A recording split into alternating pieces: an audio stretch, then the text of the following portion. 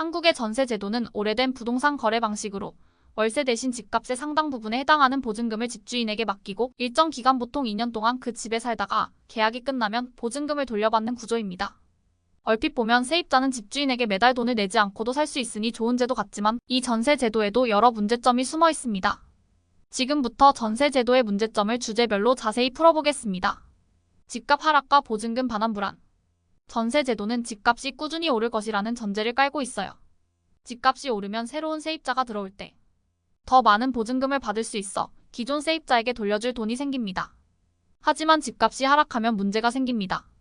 새로운 세입자가 들어와도 집주인이 받을 수 있는 보증금이 줄어들어 기존 세입자에게 돌려줄 돈이 부족해지는 거예요.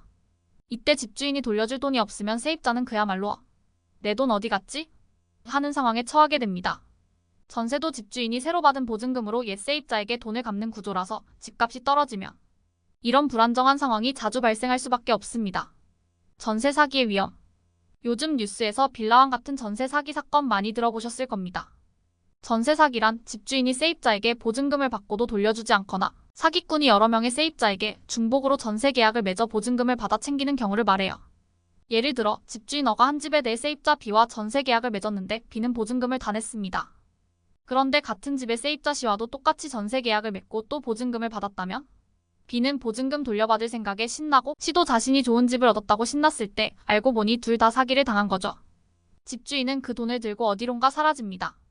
이 사기 사건의 핵심은 집주인이 보증금을 돌려줄 능력이 없거나 처음부터 사기 목적으로 여러 명에게 돈을 받은 경우입니다. 이런 상황에서 세입자는 법적 보호를 받기도 어렵고 결국 큰 피해를 보게 됩니다. 세입자의 금융 부담. 전세를 얻기 위해서는 막대한 금액의 보증금이 필요합니다. 보통 집값의 60%에서 80%까지를 보증금으로 내야 하죠. 이렇게 큰 돈을 어디서 마련할까요?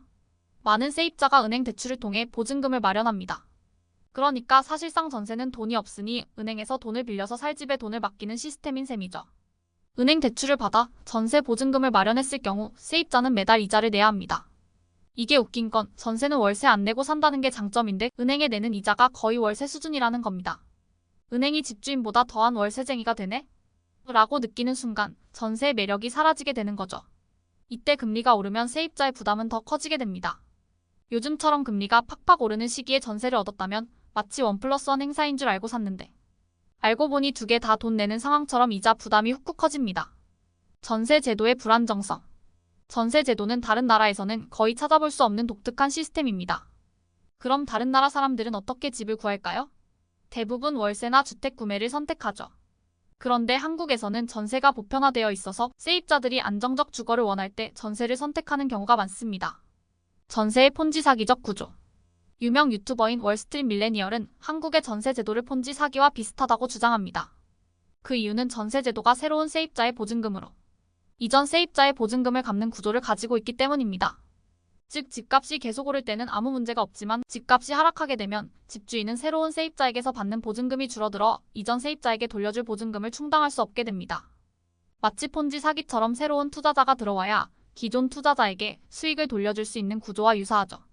이 구조에서는 집값 상승에만 의존하는 위험성이 크며 집값이 떨어지면 전세 시스템 자체가 붕괴할 수 있는 위험에 노출됩니다. 전세의 역사적 유산과 현대의 괴리. 전세 제도는 사실 농경 사회에서 시작된 오래된 제도입니다. 과거 농부들이 한 번에 많은 돈을 벌 수 있는 시기가 수확기였고 그때 집주인에게 보증금을 주고 일정 기간 동안 거주했던 것이 지금의 전세 제도로 발전한 거죠. 그 당시에는 매달 월세를 내는 것이 어려웠기 때문에 이런 시스템이 합리적이었습니다. 전세 제도는 한때는 좋은 주거 방안이었을지 모르지만 이제는 여러 문제가 수면 위로 떠오르고 있습니다. 집값 하락, 전세 사기, 세입자의 금융 부담, 그리고 제도 자체의 불안정성은 전세 제도가 가진 한계를 드러내고 있죠. 특히 월스트리트 밀레니얼이 지적한 것처럼 전세 제도가 폰지 사기와 유사한 구조를 가지고 있다는 점에서 세입자 보호를 위한 대책이 시급합니다. 한국 사회가 앞으로 어떤 방식으로 주거 문제를 해결할지는 두고 봐야겠지만 한 가지는 확실합니다. 전세 이제 좀 바뀔 때가 됐다. 사실 제 주변 친구 중에서도 전세 사기를 당한 적이 있는 친구가 있습니다. 이 친구는 서울에서 직장을 구하면서 전세로 집을 구하게 되었는데 당시 너무 좋은 조건에 나온 집이 있어서 망설임 없이 계약을 했어요. 계약서도 썼고 집도 괜찮아 보였기에 아무 문제 없다고 생각했죠.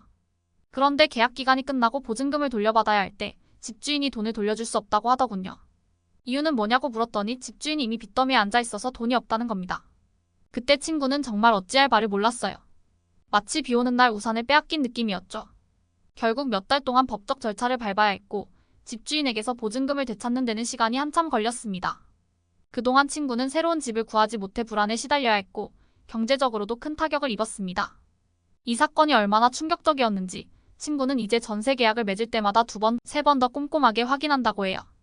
이런 이야기를 들으면 나한테는 그런 일 없겠지라고 생각할 수 있지만 요즘 뉴스만 봐도 전세 사기 피해자들이 계속 늘어나고 있는 걸 알 수 있습니다. 전세 제도의 불안정성 때문에 누구나 피해자가 될 수 있다는 사실을 꼭 기억해야 해요. 여러분도 전세 계약을 할 때는 반드시 집주인의 신용상태나 해당 집의 담보가 잡혀 있는지 그리고 법적으로 안전한지 철저히 확인하시길 바랍니다. 싸고 좋은 집이라는 말에만 현혹되지 말고 나중에 내 돈 어디 갔지? 라고 되묻게 되는 상황을 피하는 것이 중요합니다. 조심해서 나쁠 것 없는 전세 계약. 여러분도 전세 계약을 맺기 전에 꼭 주의하시고 혹시나 이상한 점이 있다면 전문가의 조언을 받는 것이 좋습니다.